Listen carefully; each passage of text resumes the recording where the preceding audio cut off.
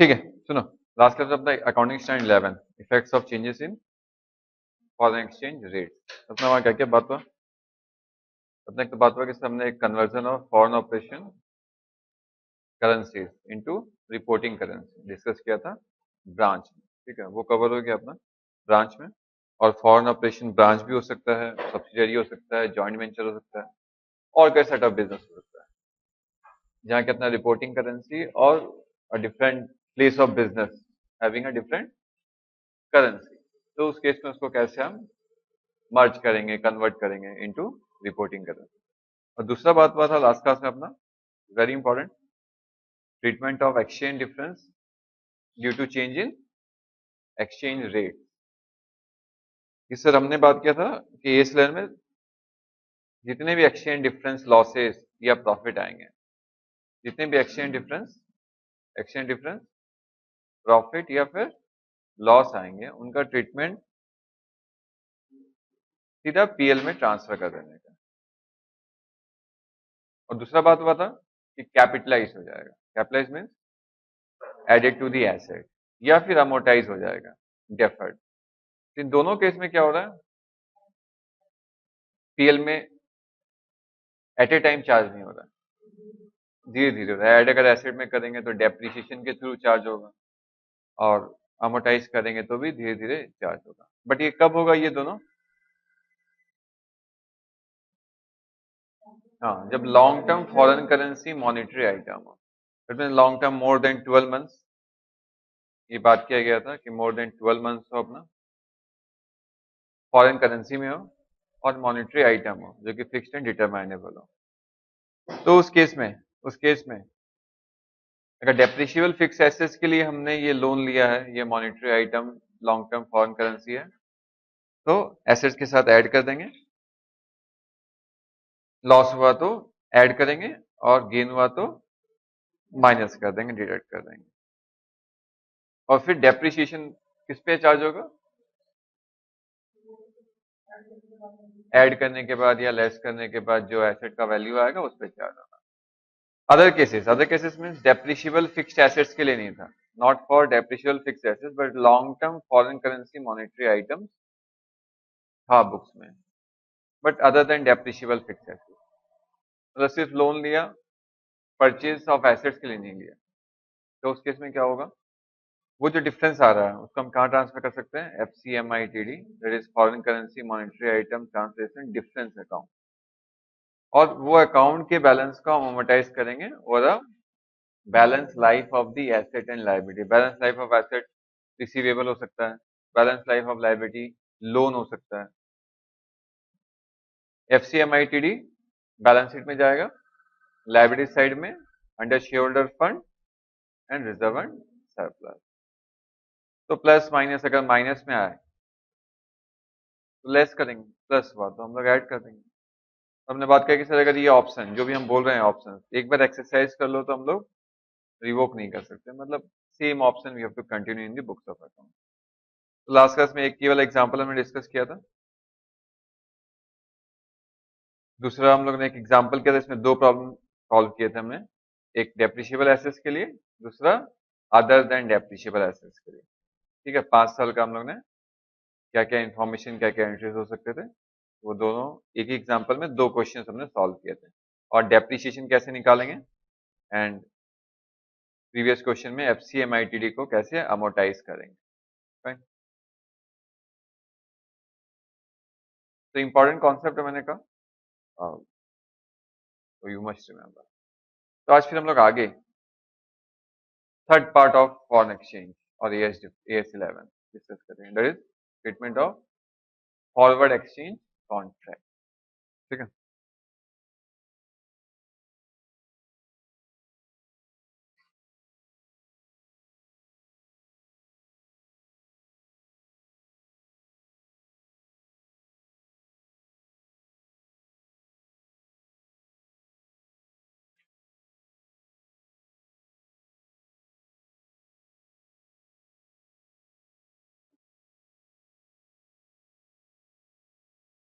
तो अगर बुक्स में फॉरवर्ड एक्सचेंज कॉन्ट्रैक्ट है तो उसका ट्रीटमेंट क्या है?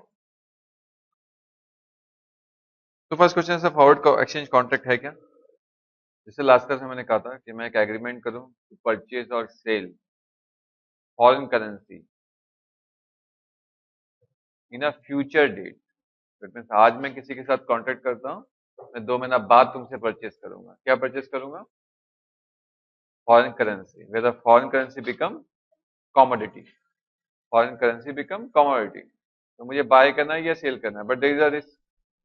तो वो रिस्क को हम लोग बुक्स ऑफ अकाउंट में कैसे मैनेज करेंगे? हमारे सीए इंटर में एक छोटा सा पार्ट है सिर्फ ट्रीटमेंट। जर्नल एंट्रीज इसका एक्चुअली है फाइनल में। हमें सिर्फ समझना है कि ट्रीटमेंट क्या होगा, क्या करना है, लॉस या गेन है, और गेन और लॉस कैसे निकालना है, बस इतना ही पढ़ना है।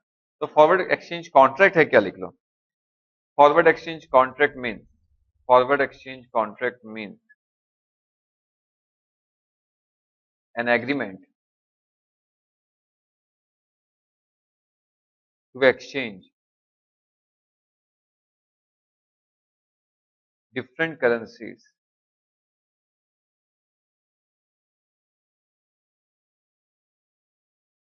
at a forward rate, at a forward rate। तुमने कहा इसे तो एग्रीमेंट होना चाहिए, क्या करना है?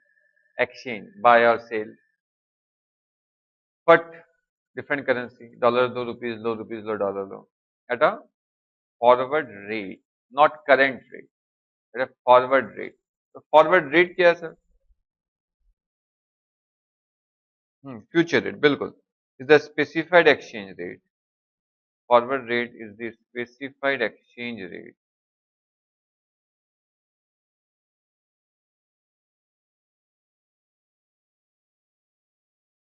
for exchange of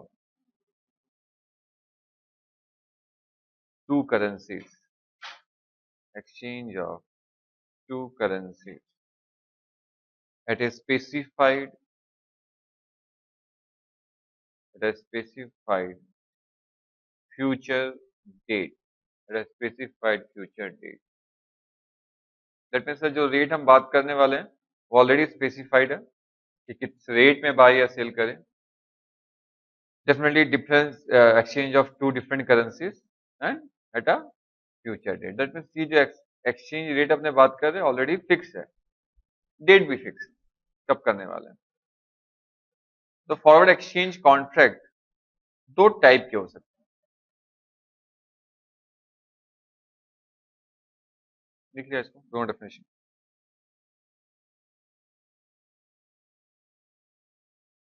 अपने फॉरवर्ड एक्सचेंज कॉन्ट्रैक्ट ना दो टाइप के, मतलब अपने दो केस में फॉरवर्ड एक्सचेंज कॉन्ट्रैक्ट आ सकते हैं। एक को अपने बोलते हैं, नहीं लिखे तो देखो,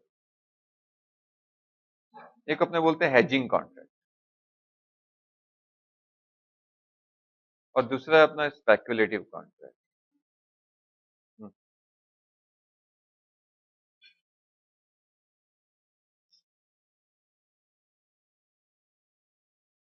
ठीक है, हेजिंग कॉन्ट्रैक्ट, दूसरा है speculative contract. That means you can say hedging forward exchange contract, और you can say speculative forward exchange contract.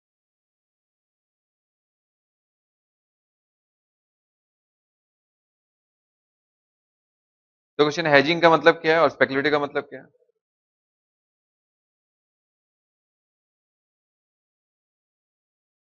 तो हेजिंग का मतलब है ना, to minimise your risk.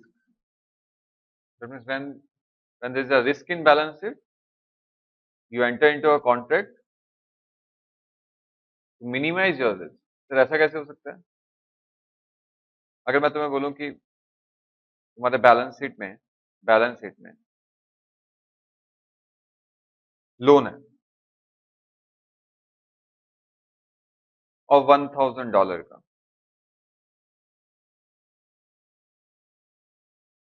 And that is repayable after 1 year.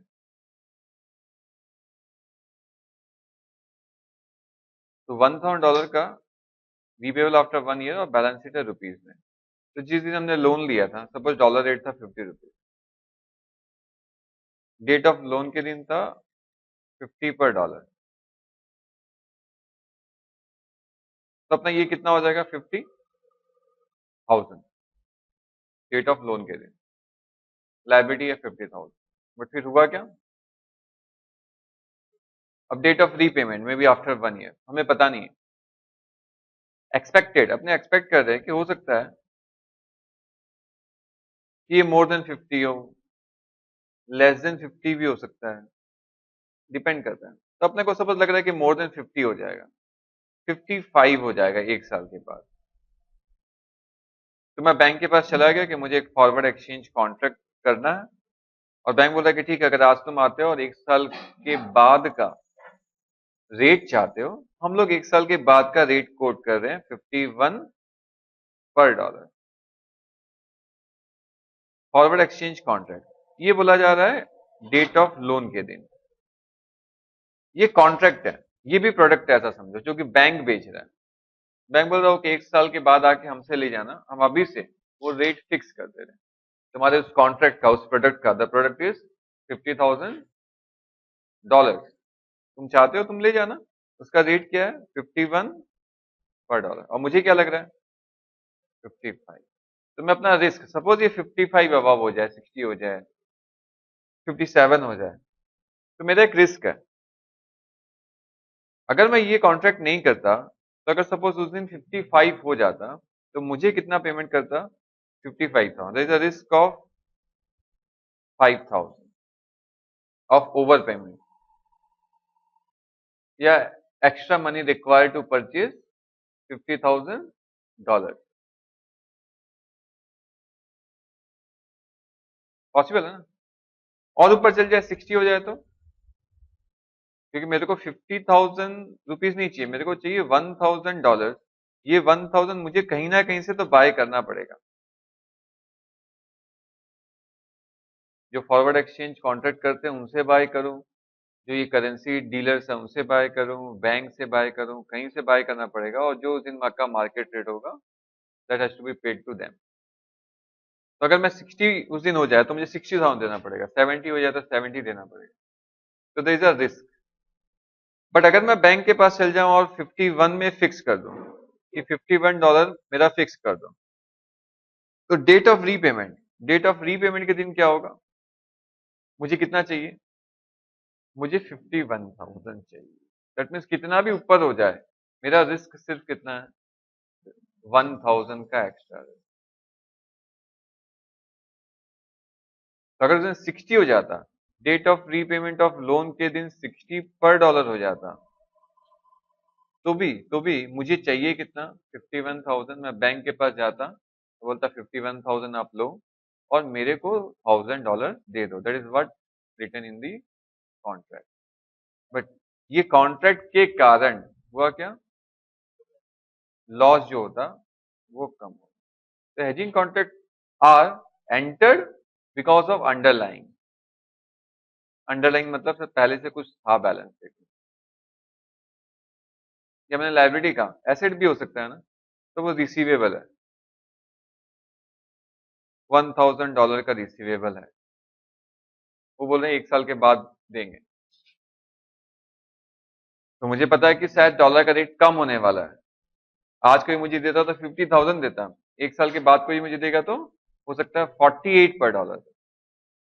Rate तो fluctuate करता है ना, तो उसमें भी रिस्क है कि मेरे को अगर 48 में मिले तो मुझे कितना मिलेगा? 1,000 मिलेगा। मैं बैंक में जाऊंगा, मैं 48 में कन्वर्ट करूंगा, तो कितना मिलेगा? 48,000 मिलेगा। तो मेरा लॉस कितना हो गया? 2,000। तभी मैं बैंक के पास जा सकता हूँ कि आप बताओ आज का रेट क्या है? हो सकता है बैंक 48 से ज्यादा ही बोले, तो उस केस में क्या होगा? मुझे एक्स्ट्रा मनी मिल जाएगा। तो मिनिमाइज द रिस्क, मैं अपने रिस्क को क्या कर सकता हूँ? कम से कम कर सकता हूँ। That is what the benefit of hedging contract. तो हेजिंग कॉन्ट्रैक्ट मेन पर्पस क्या है? हाँ, रिस्क को मैनेज करना। या मैंने कहा there must be underlying in the balance sheet. Underlying means इधर एसेट और लाइबिलिटी।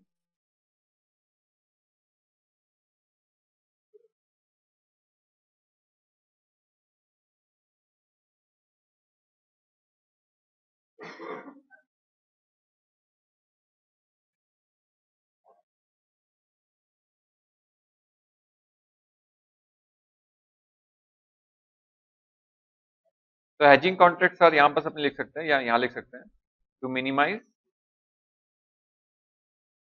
हाँ मिनिमाइज रिस्क और लॉसेस तुम बोल सकते हो,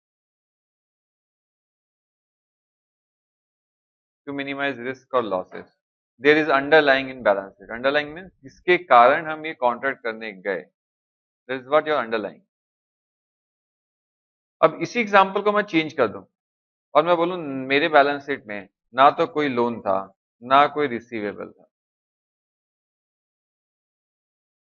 बट फिर भी मैं बैंक के पास चला गया एक कॉन्ट्रैक्ट करने के लिए।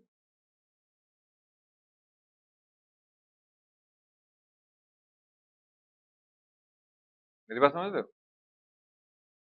मैं स्पेकुलेटर हूं, मैं मार्केट में फ्लक्चुएशन के कारण गेन करना चाहता हूं। मुझे पता है कि ये डॉलर का रेट और आगे जाएगा, 55 पहुंचेगा, बट मेरे पास कोई अंडरलाइंग नहीं है, neither asset nor liability, but फिर भी मैं बैंक के पास चला गया, मतलब मुझे ये कॉन्ट्रैक्ट आपसे करना है, I will buy $1000, after 1 year आप उसका रेट बताओ।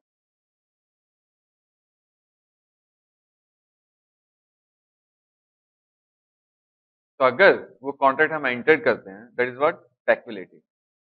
तो अगर रेट बढ़ गया 55 से 60 हो गया, जितना बढ़ेगा उतना फायदा है।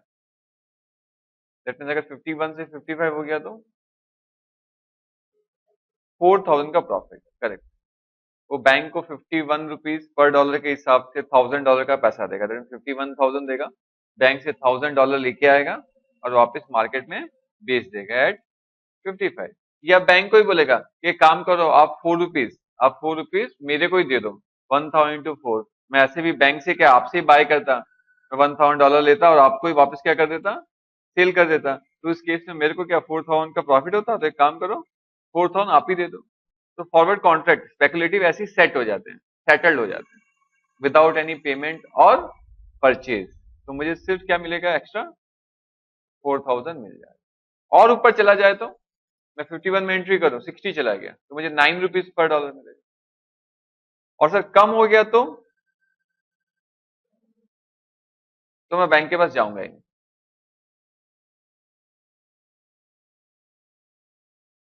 मैं बैंक के पास जाऊंगा ही नहीं। तो generally forward covers are option, कम हुआ ना तो मैं बैंक के पास नहीं जाऊंगा, मैं सिर्फ बैंक को उस कॉन्ट्रैक्ट का प्रीमियम दे दूंगा। जनरली जिस कॉन्ट्रैक्ट जो खरीदते हैं ना हम लोग, उसके लिए एक प्रीमियम अमाउंट है। That means you are buying a product, ये प्रोडक्ट बाय करने के लिए तुमने एक पेमेंट किया है। तो अगर तुम नहीं गए बैंक के पास तो तुम्हारा सिर्फ लॉस क्या है, वो प्रीमियम जो तुमने बैंक को कॉन्ट्रैक्ट बाय करने के लिए एक इनिशियल अमाउंट दिया था। दैट मीन्स अगर ज्यादा हो गया डॉलर तो मैं जाऊंगा, और कम हुआ तो मैं जाऊंगा ही क्यों, क्योंकि जब मुझे पता है कि 51 में मैंने एग्री किया, मार्केट में 48 में मिल रहा है, तो मैं मार्केट से बाय कर लूं ना, मैं बैंक के पास क्यों जाऊं। इसका मतलब स्पेकुलेटिव है, मुझे चाहिए भी नहीं। तो I won't go to the bank to buy $1000। मैं बोलूंगा तो अपना कॉन्ट्रैक्ट अपने पास रख, अपने आप कैंसिल हो गया, मेरा क्या खर्चा हुआ, the only the amount which has been paid to the bank for the purchase of contract. So these are called options. This is not compulsion. Agreement is for option. तुम्हारा मन है तो कर लेना, नहीं मन है तो जाना ही मत, ऑटोमेटिक कैंसिल हो जाएगा, नेट ऑफ हो जाएगा। तो फिर अपना सेकंड टाइप ऑफ कॉन्ट्रैक्ट क्या है, स्पेकुलेटिव। तो अपने क्या बोल सकते हैं, speculative sir without underline, no assets no liability.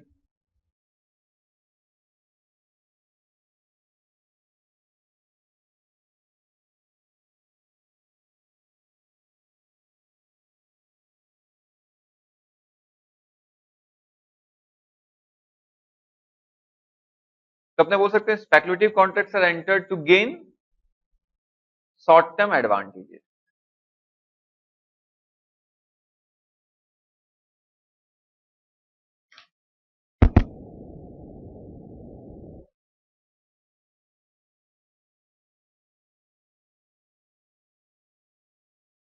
Speculation is almost in nature of gambling.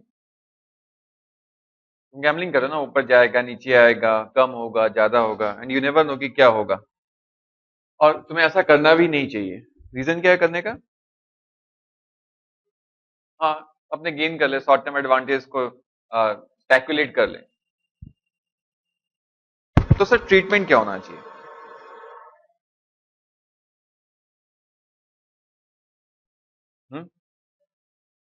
थोड़ा सा मैं लास्ट में रिपीट कर देता हूँ, हाँ, तो सुन लो खाली।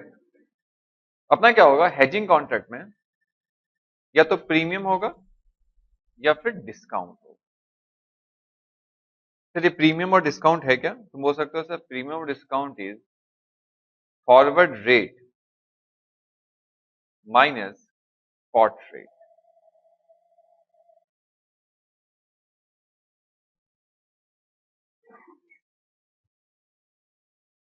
जो भी प्रॉफिट और लॉस आने वाला है ड्यू टू फॉरवर्ड रेट, मैं बोलूँ कि आज का स्पॉट रेट है 51 और मैं एक एंट्री करने एक कॉन्ट्रैक्ट एंटर करने वाला हूँ 55 में, तो प्रीमियम मेरा एक्चुअली जाने वाला है 4 रुपये।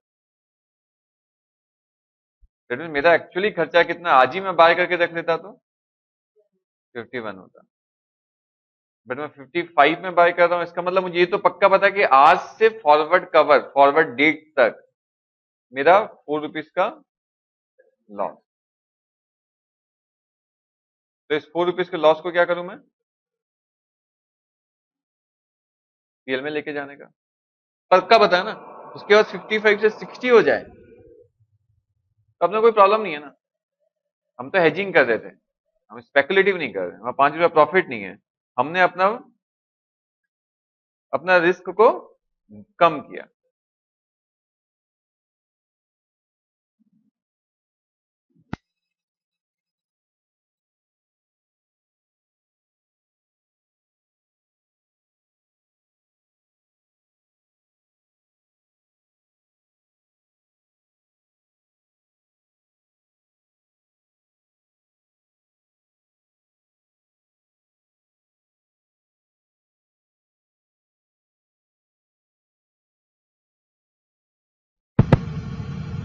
सो प्रीमियम और डिस्काउंट, तो मैंने कहा जैसे अपना फॉरवर्ड रेट है 55 और मेरा स्पॉट रेट मतलब आज का, जिस दिन हम कॉन्ट्रैक्ट एंटर कर रहे हैं उस दिन का रेट, तो मुझे पता है लॉस क्या होने वाला है।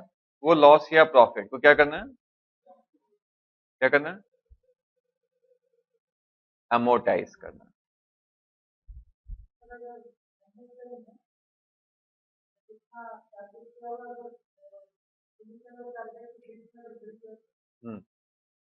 कोई प्रॉब्लम ही नहीं, कम है, मैं जाऊंगा ही नहीं। और 52 था तो मैं मार्केट से ले लूंगा ना, मैं बैंक के पास क्यों जाऊंगा? मार्केट से ले लूंगा, बैंक के पास जाऊंगा नहीं। Forward covers are like a option, तो मैं बैंक के पास नहीं जाऊंगा, मैं 52 में मार्केट से लेके पेमेंट कर दूंगा। फिर यहाँ मेरा लॉस सिर्फ क्या है? प्रीमियम जो मैंने पेमेंट किया। तो अमोर्टाइज करेंगे कहाँ sir? Over the period of, amortise over the period of contract.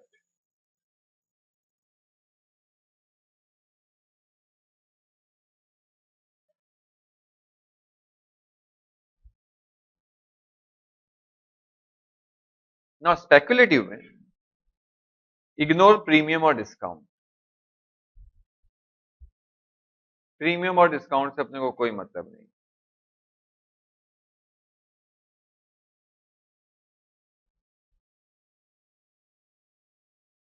तो सर करेंगे क्या? Contracts are mark to market, contracts are mark to market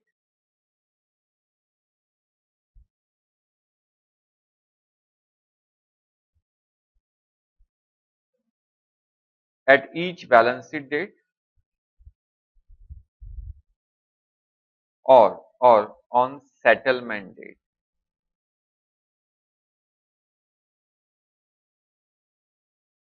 Difference is recognized in profit and loss account. Difference is recognized in profit and loss.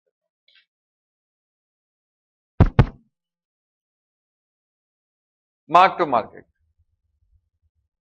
वो forward cover का जो rate हमने पहले से fix किया था, आज अगर उस कॉन्ट्रैक्ट को हम बेच देते मार्केट में तो मेरे को क्या प्रॉफिट या लॉस होता, या उस कॉन्ट्रैक्ट का आज का रेट मार्केट में क्या चल रहा है, वही मेरा प्रॉफिट या लॉस। मुझे स्पॉट रेट से मतलब नहीं है, मुझे मतलब है मेरे कॉन्ट्रैक्ट का आज का रेट क्या चल रहा है। Is like a current asset, आज का जो रियलाइजेबल वैल्यू है उस वैल्यू पे उसको रिकॉर्ड कर दो, और जो प्रॉफिट या लॉस आएगा उसको उसको पीएल में चाहो। तो क्वेश्चन करेंगे तो तुम्हारा सब डाउट क्लियर हो जाएगा।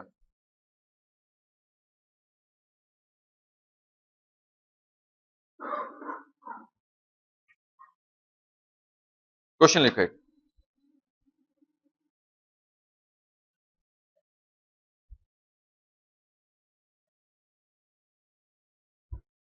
Rahul limited purchase a plant, Rahul limited purchase a plant for US$ 1 lakh, for US$ 1 lakh,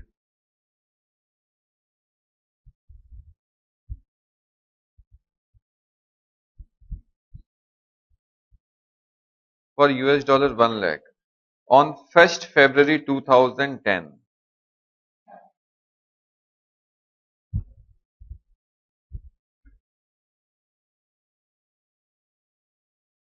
On 1st February 2010, payable after 3 months.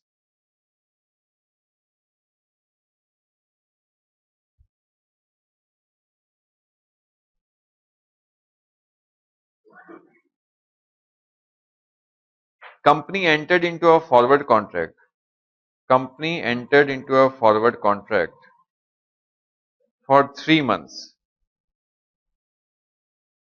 at the rate of 49.15 per dollar. For 3 months at the rate of 49.15 per dollar.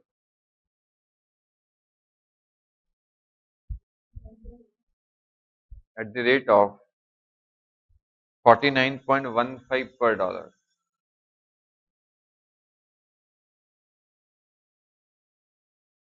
Exchange rate per dollar on 1st Feb. Exchange rate per dollar on 1st Feb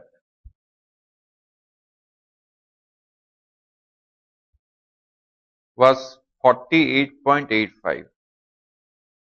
Was 48.85.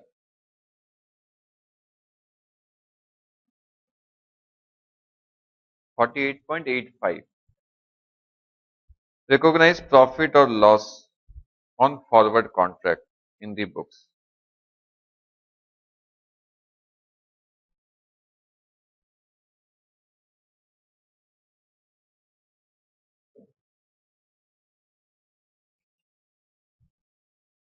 क्या India का 4 wicket क्या गिरा?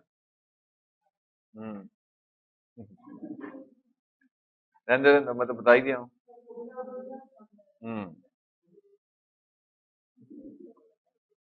हम्म।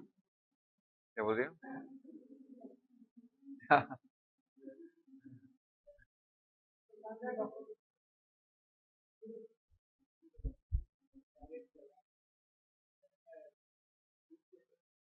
ना pitch अच्छा नहीं है, लग रहा है।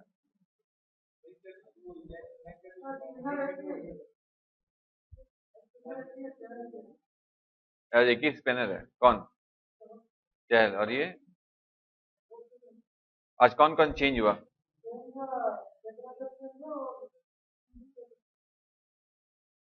तो कौन कौन आया?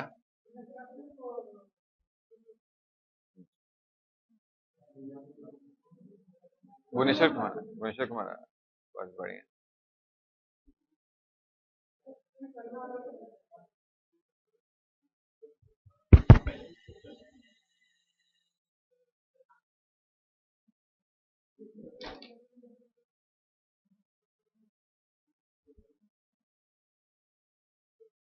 सुनो, बातें बन।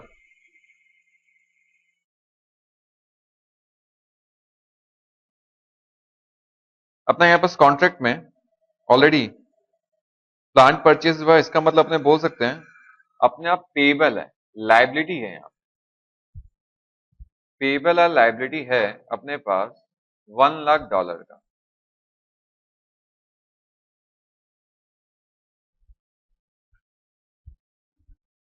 देना है अपने को। और मैंने कहा यहां पर सर अपने को देखना है क्या है अपने पास फॉरवर्ड रेट, हमने कितना पे एग्री किया, 49.15 पे एग्री किया। और आज मार्केट में आज ही अगर हम बाय कर लेते,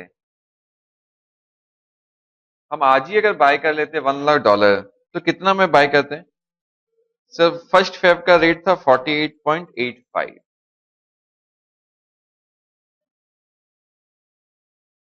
दैट मीन्स फॉरवर्ड कवर के कारण अपना प्रीमियम या तुम बोल सकते हो लॉस होने वाला है 49.15 माइनस 48.85 कितना, पॉइंट 0.30 पर डॉलर का लॉस होने वाला है। हमें क्या करना है ट्रीटमेंट सर? अमोर्टाइज करना है। किसमें? कितने मंथ्स में? 3 मंथ्स में। टोटल लाइबिलिटी कितना है? 1 लाख।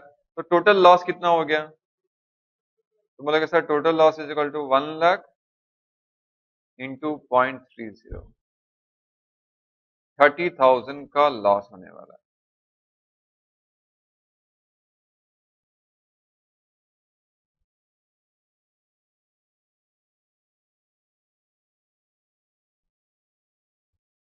ट्रीटमेंट, ट्रीटमेंट क्या है अपना? अमोर्टाइज करना। ये 30,000 का अमोर्टाइज करना है। कहां से कहां तक?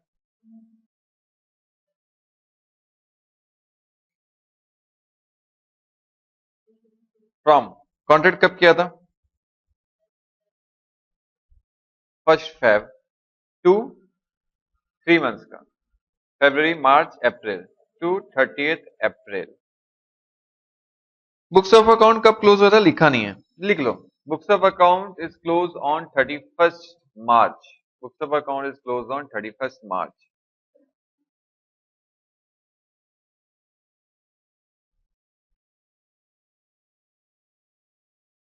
So loss to be recognized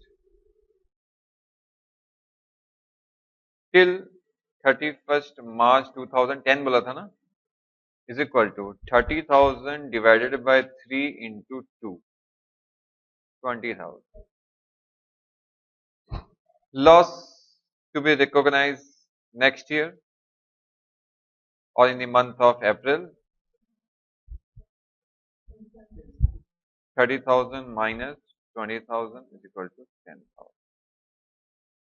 तो यहाँ पर लॉस हम लोग को स्टार्टिंग से पता है कितना होने वाला।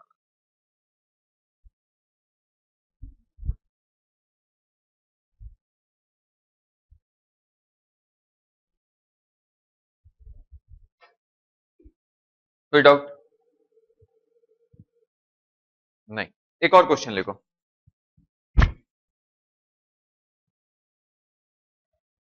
Mr. A bought a forward contract for 3 months. Mr. A bought a forward contract for 3 months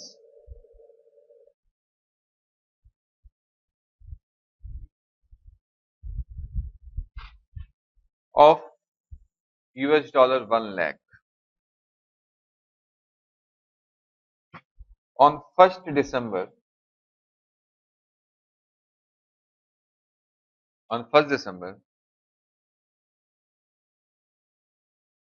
at the rate of 47.10,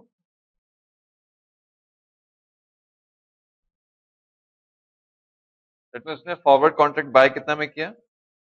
47.10 forward rate on 1st December, not sorry, exchange rate on 1st December, not forward rate. Forward rate तो यही था। Exchange rate on 1st December is equal to 47.02।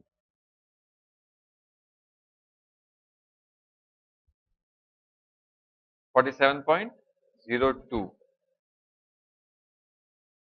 on 31st December, when he closed his books of account, on 31st December, when he closed his books of account, exchange rate was 47.15,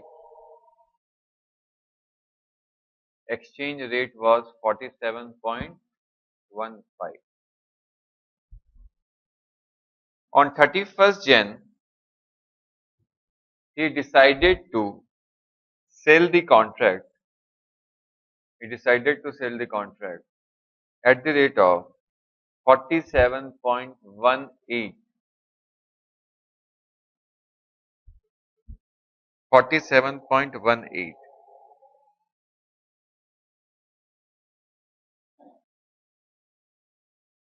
sir यहां पर अपना treatment क्या है? Contract क्या है? इन nature of speculative. क्यों क्यों speculative है? क्योंकि कोई एसेट कोई लायबिलिटी नहीं है बुक्स ऑफ अकाउंट में, उसके बाद भी ये कॉन्ट्रैक्ट एंटर्ड हो रहा है। कितने का? तो सर फॉरवर्ड कॉन्ट्रैक्ट है $1,00,000 का। Forward rate was 47.10। Spot rate is equal to 47.02। तो सर क्या करें? कितना लॉस कितना इनकम?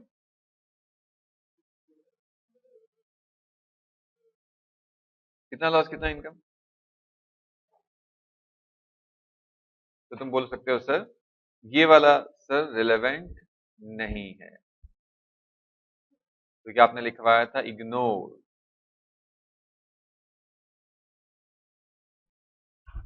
प्रीमियम और डिस्काउंट हमें स्पॉट रेट से कंपेयर नहीं करना है, हमें क्या करना है बुक्स ऑफ अकाउंट में? मार्क टू मार्केट करना। तो on 31st December market rate is equal to 47.15। That means अगर वो मार्केट में बेच देता है 31st December को,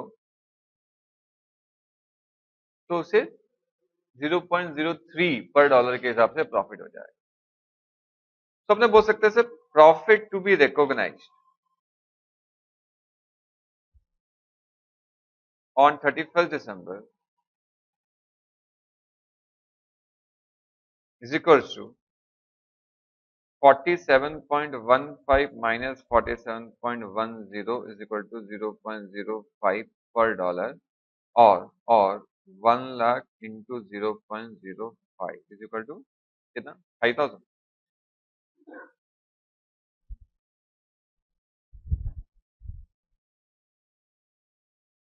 तो 5,000 प्रॉफिट रिकॉग्नाइज करेगा। तो ऑलरेडी बात हो गया कि sir difference between forward rate and spot rate is ignore. इसीलिए हमने स्पॉट रेट एंड फॉरवर्ड को कंपेयर नहीं किया। हमने क्या किया? Forward rate and market rate, कि आज अगर हम फॉरवर्ड रेट नेट ऑफ करते तो हमें क्या प्रॉफिट क्या loss. Same way next year अपना देखो कितना हो रहा है। जब जब वो सेटल कर रहा है उस दिन कितना है? 47.18। That means sir profit to be recognise on settlement is equal to 1 lakh into 47 point कितना? 18 माइनस 47.15। क्योंकि अब बुक्स में क्या हो गया ना, हम यहां थे, हम यहां से यहां पहुंच गए हैं, अब हम यहां से यहां पहुंचने वाले हैं। मार्क टू मार्केट, मार्केट तक मार्क करते जाओ और बुक्स में रिकॉग्नाइज प्रॉफिट या लॉस करते जाओ। नीचे होता तो हम लॉस रिकॉग्नाइज करते। तो कितना है? 3,000। बस।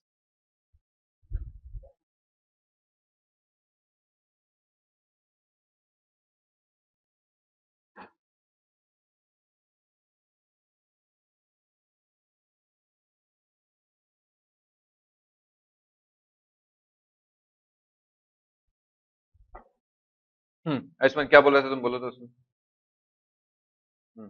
क्या बोल रहे थे? बोलो लास्ट क्लास से तुम। लास्ट क्लास से तो तो तुम जब आए उससे पहले हम लोग फॉरवर्ड एक्सचेंज कॉन्ट्रैक्ट का बात करें, तो तुम दो प्रॉब्लम में शायद समझ ही गए होगे। फॉरवर्ड एक्सचेंज कॉन्ट्रैक्ट क्या है कि हम एग्रीमेंट करें फ्यूचर डेट में, फ्यूचर रेट में, that is what forward rate. दो टाइप के कॉन्ट्रैक्ट हो सकते हैं, एक हेजिंग और एक स्पेकुलेटिव। हेजिंग का मतलब है जहां तुम्हारा रिस्क है, तुम्हें किसी को देना है, किसी से लेना है डॉलर, तो तुम उस लेन देन के लिए एक कॉन्ट्रैक्ट करने वाले हो, उसी को बोलते हैं hedging contract, to minimise your risk. और स्पेकुलेटिव में कुछ देना लेना नहीं है, फिर भी तुम कॉन्ट्रैक्ट कर रहे हो, तो स्पेकुलेटिव, मार्केट के प्राइस के हिसाब से तुम करो।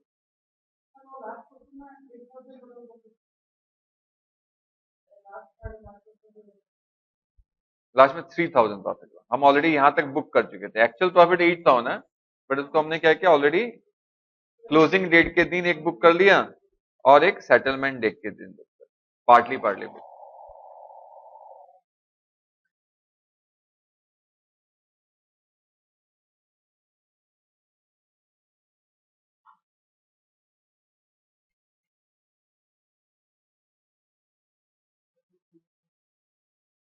हाँ, इसको स्पेकुलेटिव को बोलते हैं, एक और नाम है, that is also called trading, speculative और ट्रेडिंग कॉन्ट्रैक्ट, स्पेकुलेटिंग और ट्रेडिंग कॉन्ट्रैक्ट।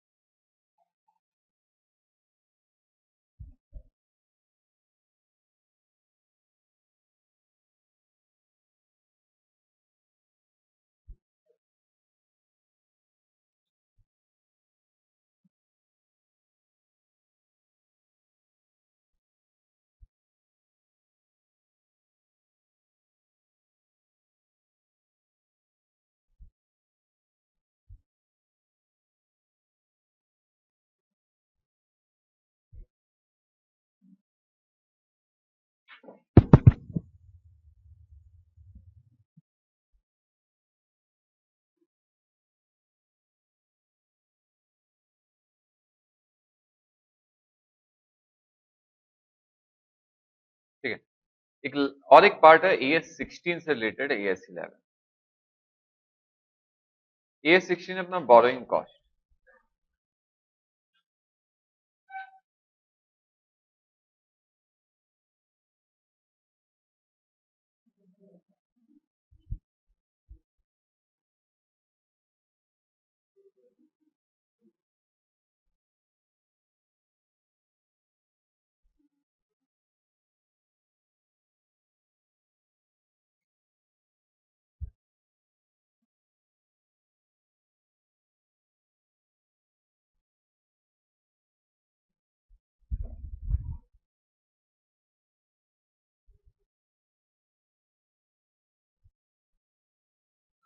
बोरोइंग कॉस्ट है क्या अपना, लोन लाने में जो खर्चा लगा या लोन देने में जो खर्चा होने वाला है, वो है बोरोइंग कॉस्ट। तो अपने बोल सकते हैं कि sir borrowing cost is interest and other cost. तो सर ये इस 11 से कैसे लिंक है?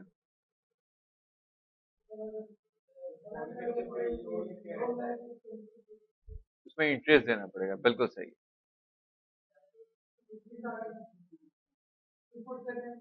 ठीक है, वो import processing charges all right. But sir अगर मेरा फॉरेन करेंसी लोन है, तो फॉरेन एक्सचेंज डिफरेंस भी,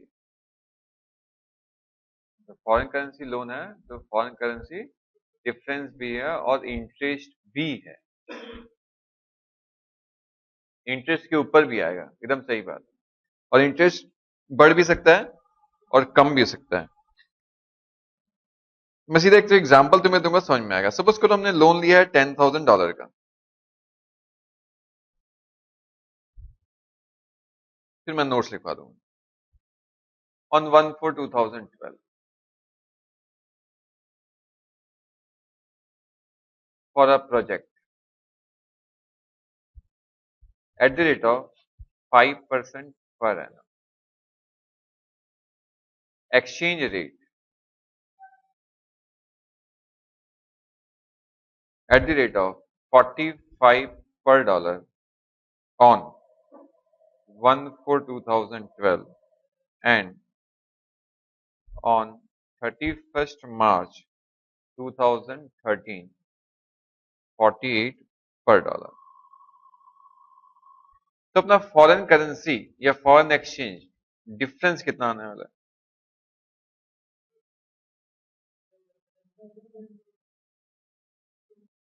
10,000 इंटू 3 कितना? 30,000।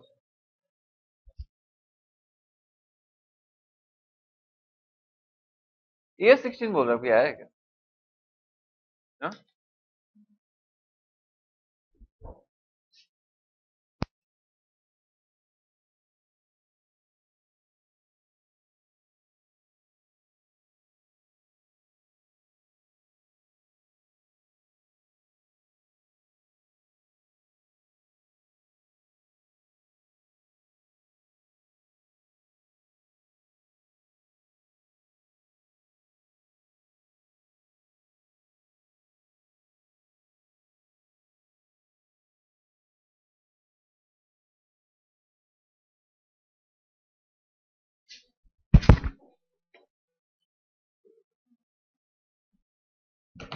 तो सुनो यहां पर फॉरेन एक्सचेंज डिफरेंस अपना फॉरेन एक्सचेंज डिफरेंस देखा जाए तो कितना आने वाला है? तो foreign exchange difference is equal to $10,000 into 48 minus 45 is equal to 30,000।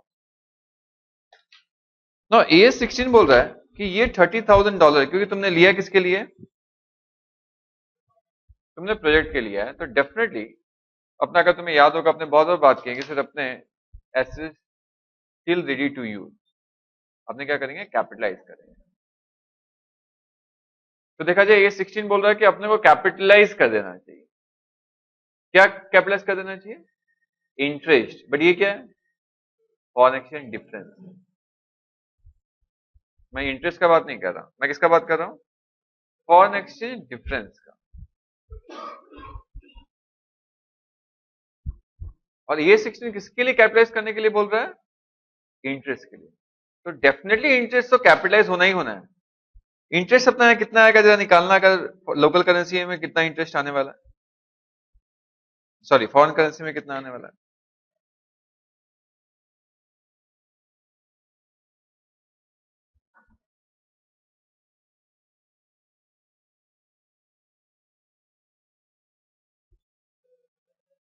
कितना इंटरेस्ट कितना?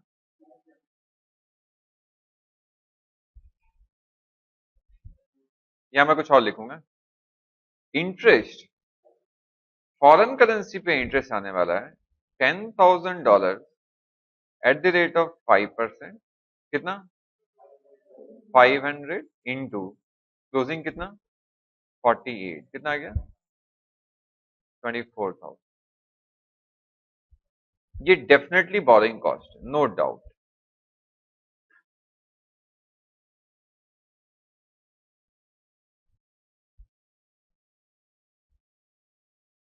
दैट मीन इसको हम कैपिटलाइज कर सकते हैं 24,000, इसमें कोई प्रॉब्लम नहीं। नाउ ये सेक्शन ये बोल रहा है कि हैड इट बीन ये वाला लोन फॉरेन करेंसी में नहीं होता, बट ये लोन अगर इंडियन करेंसी में होता तो what would be your interest? Interest in reporting currency. हमारा केस में इन रुपीस। मुझे बताओ इंटरेस्ट रिपोर्टिंग करेंसी में क्या होता है? और इस क्वेश्चन में रेट है, इस क्वेश्चन में रेट है, रिपोर्टिंग करेंसी का रेट है 11%, at the rate of 11%। That means तुम अगर ये वाला लोन इंडियन बैंक से लेते तो तुम्हारा रेट क्या होता? 11%।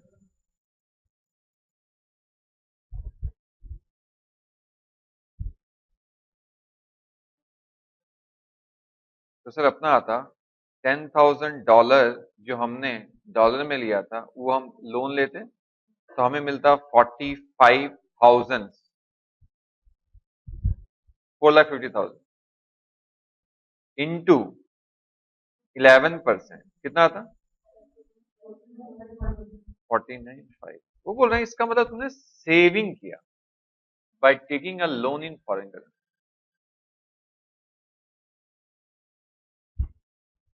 AS11 बोल रहा था कि ये फॉरेन डिफरेंस सुनना कहा जाना चाहिए था, नहीं पहले बोला था सीधा पीएल में लेके जाने का, सीधा पीएल में लेके जाने का ना। AS16 एस हम अभी AS16 में, AS11 में नहीं।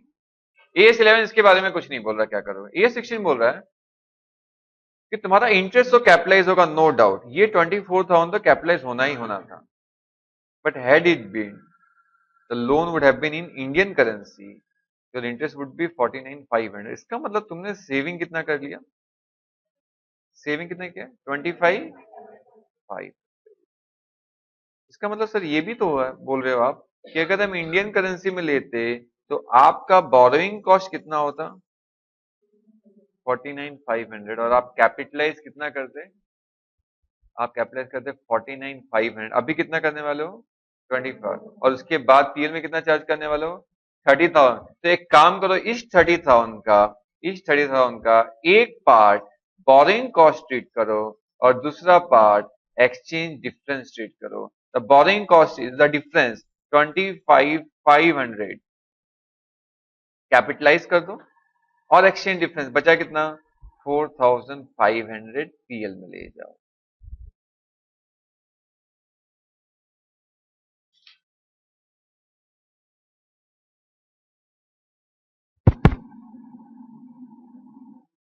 अब ये 16 क्या कहता है, इनडायरेक्टली जो एक्सचेंज डिफरेंस पीएल में जाता, अगर वो प्रोजेक्ट या एसेट के लिए है लोन, तो वो पार्ट का जो तुम एक्स्ट्रा पेमेंट करते हैं उसमें से एक्स्ट्रा वाले को ले जाओ बैलेंस शीट, ताकि पीएल में लेके जाने का जरूरत ना पड़े। This what AS16।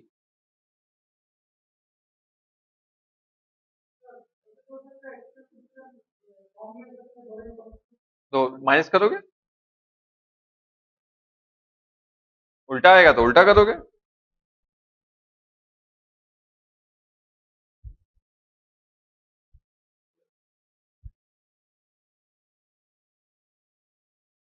Record wicket क्या,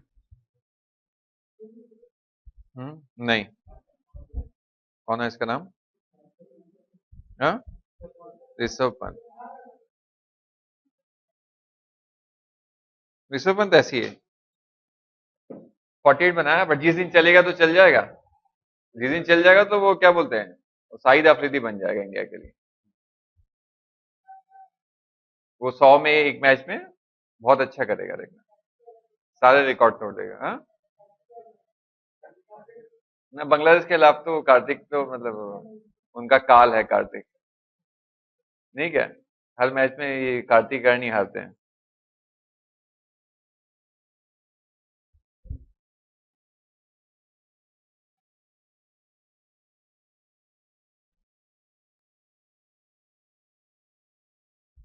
कितना स्कोर होगा आज फिर तुम लोग का प्रिडिक्शन, कितना, 340, 45, 278 पर, 320, 350, 350 नहीं, ये दिल मांगे मोर नहीं, जितना चाहे ले लो नहीं।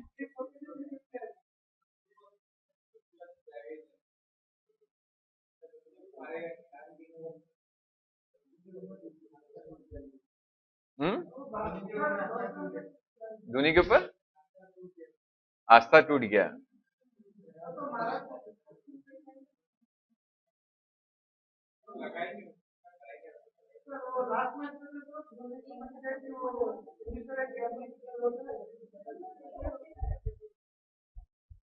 ठीक, आज आज आज मार लेगा, चिंता मत करो, तो तुम्हारा आस्था वापिस आ जाएगा, आस्था वापिस आ जाएगी, ऐसा है। अच्छा सुनो, लिखो इस पे नोट्स लिखो, ये अपने बात करें एज पर AS16 है, the amount of exchange difference, the amount of exchange difference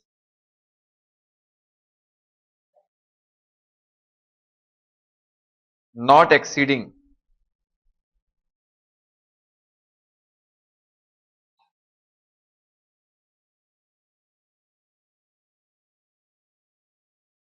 the difference on interest on local currency, the amount of exchange difference not exceeding the difference on interest on local currency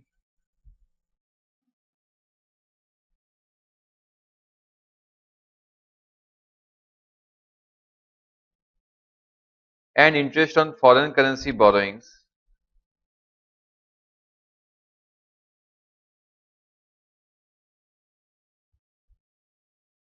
interest on foreign currency borrowings is considered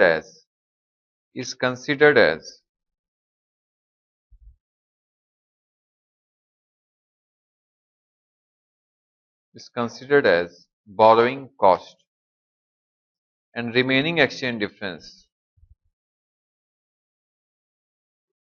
considered as borrowing cost and remaining exchange difference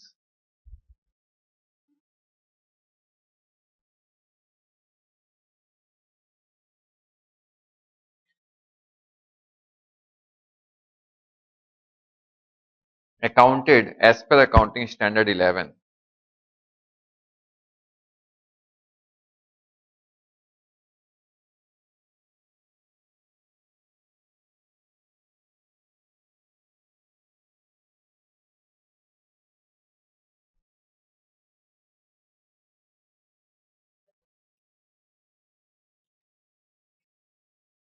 ठीक है, ये A16 है। इन्होंने कहा कि जो difference आने वाला है वो हम क्या करेंगे, बोरोइंग कॉस्ट ट्रीट कर लेंगे। कैपिटलाइज किसका बात कर रहे हैं हम, मैं एक्सचेंज डिफरेंस का बात कर रहा हूं। इंटरेस्ट डेफिनेटली 24 है, तुम इनडायरेक्टली बोल सकते हो कैपिटलाइज कितना हुआ, हैड इट बीन अगर इंडियन करेंसी में होता तो अपने कैपिटलाइज कितना करते हैं 49,500। इसका मतलब हमने कैपिटलाइज क्या किया पता, हमने एक साइड में 24,000 किया ही किया, क्या बोल के इंटरेस्ट, और दूसरे साइड एक्सचेंज डिफरेंस से 25,500 ले आए। देखा जाए टोटल हो गया 25,500 and 24,000 is equal to 49,500 is capitalise.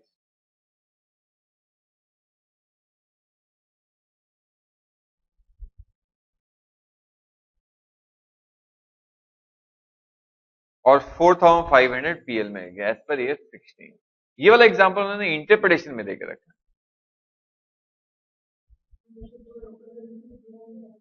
बिल्कुल वही किया, वही तो मैं बोल रहा हूं। ये एक्चुअली कैपिटलाइज क्या हुआ, दो पार्ट में हुआ, एक बोरोइंग कॉस्ट और दूसरा एक्सचेंज डिफरेंस से एक पार्ट हमने निकाल लिया और बोला कि ये भी कैपिटलाइज कर देते हैं। तो अल्टीमेटली हमने कितना कैपिटलाइज किया 49,500, एक 25,500 और दूसरा 24,000। बट अगर हम सिर्फ AS11 फॉलो करते तो 30,000 पीएल में जाता पहले और 24,000 जाता AS16 में। बट फिर बाद में AS11 तो अपडेट हुआ बाद में, या अब हम बोलते कि नहीं अगर हमारा एसेट के लिए है, अब तो हम क्या बोल रहे हैं पूरा का पूरा ले जाओ 30,000। अगर एसेट के लिए है लॉन्ग टर्म है तो क्या करो पूरा का पूरा एसेट में ऐड करो, 30 का 30 ऐड कर दो।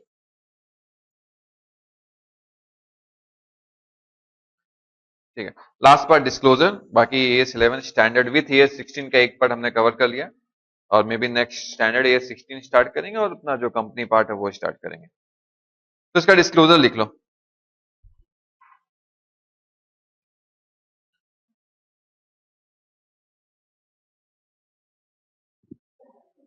The amount of exchange difference, the amount, first disclosure, the amount of exchange difference included in the net profit or loss, the amount of exchange difference included in the net profit or loss for the period, the amount of exchange difference included in net profit or loss for the period। That means sir PL में कितना charge किया हमने,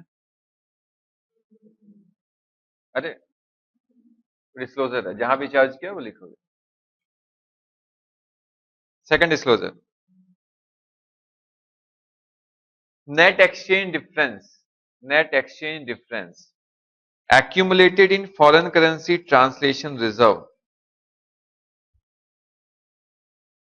net exchange difference accumulated in foreign currency translation reserve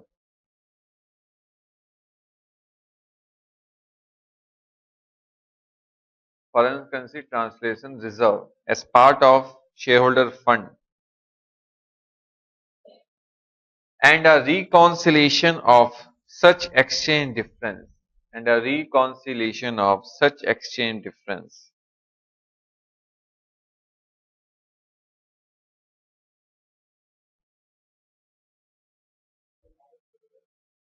as part of shareholder fund and a reconciliation of such exchange differences. Reconciliation मतलब opening क्या था, हमने क्या add किया, क्या लेस किया, क्लोजिंग कैसे निकाला, ठीक है ना। रिकॉन्सिलेशन, क्या बोला मैंने, reconciliation of such exchange differences.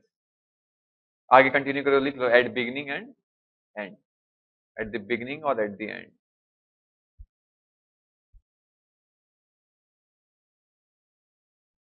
Next देखो, last one, when the reporting currency is different from the currency of country, when the reporting currency is different from the currency of the country in which enterprise is domiciled, country in which the enterprise is domiciled, domiciled, is domiciled, domiciled. When the reporting currency is different from the currency of the country in which the enterprise is domiciled, the reason for using different currency should be disclosed. The reason for using different currency should be disclosed. The reason for using different currency should be disclosed.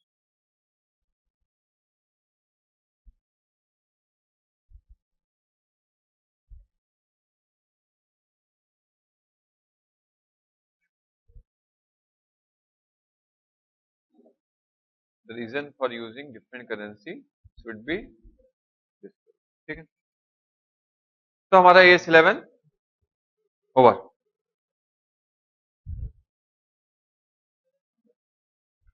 ये tax के notes ले लो, capital gain के, जो बच्चे नहीं लिए, ले लिया क्या सबने? नहीं लिया दे दो, तो जो जो नहीं लिया।